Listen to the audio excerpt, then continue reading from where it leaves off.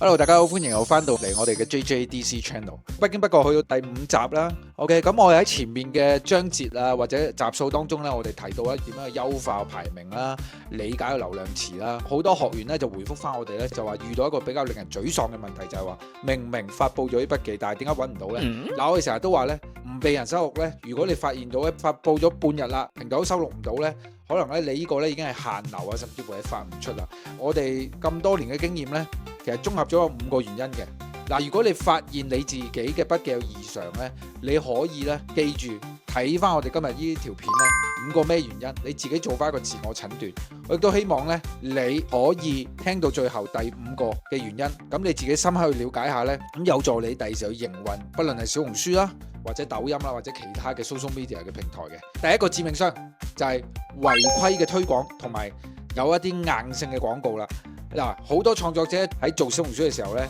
其實個目的除咗係分享自己資訊之外，更多呢其實唔少都係帶有我要做下宣傳，將個 post 當為一個廣告啦咁樣。咁呢，所以呢，不知不覺間呢喺個筆記嗰度植入咗大量嘅硬性嘅廣告啦，譬如過分地頻繁地出現某一個牌子嘅名啦，或者好明顯嘅一啲促銷嘅信息啦，做 promotion 啦，好簡單，哇，價錢都唔俾留嘅，原來內容冇錯啦。小紅書呢係一個分享嘅社區 community， 咁佢呢就係分享一啲乾貨啊攻略比較多嘅。如果你經常性攞嚟做營銷嘅呢，小紅書係非常排斥。你試諗下，小紅書個老闆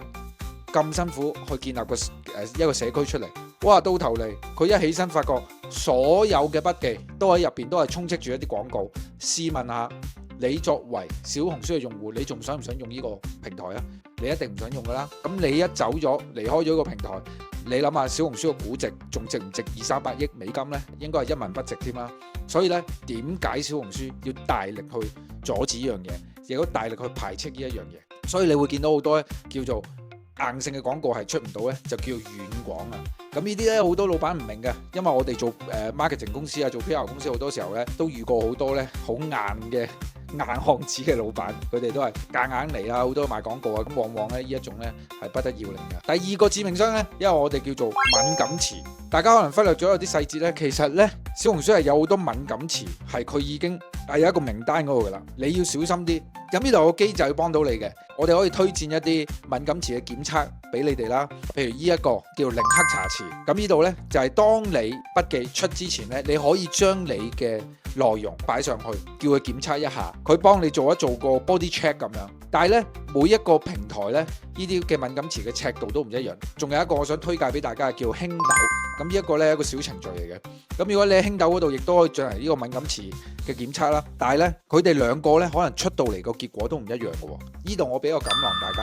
呢個敏感詞嘅檢測呢，其實係冇一個官方嘅小紅書出嚟話俾你聽。嗱，你只要通過我呢個敏感詞嘅檢測呢，你就能夠順利被我哋小紅書官方收錄啦，係沒有嘅。咁呢啲呢，大多數都係民間我哋使用嘅工具嚟嘅啫。OK，咁所以呢，你可以去參考，但是不能夠盡信啊。可以呢兩個呢，都可以去測試下，即係等於佢話俾你聽，呢個醫生話俾你聽個 body check 裏邊發生咗啲咩問題，另外一個醫生又發生咗啲咩問題，你可以自己去綜合判斷下，然之後再修正。如果你真係出現一啲敏感詞，你又唔知點解決嘅時候呢，我再俾一個錦囊大家，就係你要用好一啲叫 emoji。有時候呢，用一啲emoji 去替代咗呢啲所謂嘅敏感詞嘅時候呢，通常都會比較容易啲過咗嗰個審核嘅。好啦，咁第3個呢，就係我哋嘅圖片嘅文字內容違規啦。依家小紅書咧係好犀利㗎，肯定已經閱讀到你個圖片入邊有啲咩㗎啦。最常見係其他平台嘅水印啦，同埋二維碼啦。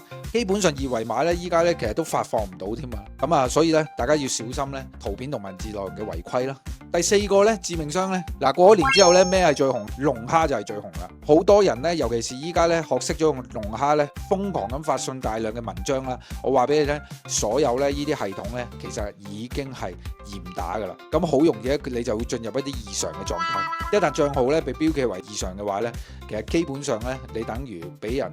判咗你入去坐監一樣，你好難咧先會再有一啲流量出嚟。咁最後一個致命傷咧，其實就叫做設備黑名單。譬如你個帳號曾經俾人封號，然後你換過一個電話號碼，再註冊一個帳號，用翻同一部電話繼續去發放一啲信息嘅時候咧，你會發覺點解個平台都係將我呢個賬號封咗呢？個原因係因為唔係你個賬號俾人封咗，係你呢個設備已經俾人拉黑咗，呢個設備已經有記錄。因為當你接入咗去小紅書嘅時候呢，佢會自動讀取你手機硬件嘅參數啦、串號啦、IMEI 碼等等啦。你好似係你個身份證咧已經俾人落咗一個記錄一樣。咁咧呢啲咧係一個嚴重嘅被封啦。咁所以咧，就算你重新去卸載咗小紅書啊，換咗個賬號，再一個全新嘅電話號碼，再註冊一個啊，再去發放一啲賬號咧，都有可能被封。你要小心啦！如果一旦咁樣，呢部電話咧多數咧都唔能夠再使用小紅書噶啦。當然啦，你而家問我，哇，點解小紅書咁多呢啲嘅資訊或者咁多呢啲嘅規矩咧，好辛苦啊經營得？因為咧佢個流量咧確實係會好多人喺佢體驗到喺佢流量嗰度咧帶嚟一個商業價值啦。所以咧啲人點解會好辛苦都想去攞呢個嘅免費流量，就係咁嘅原因啦。嗱，總結下今日啊，當你嘅筆記咧唔俾人收錄嘅時候咧，你要對照呢5點：違規嘅推廣啦、敏感詞啦、內容違規啦、發布頻率啦，以及咧設備嘅異常嘅。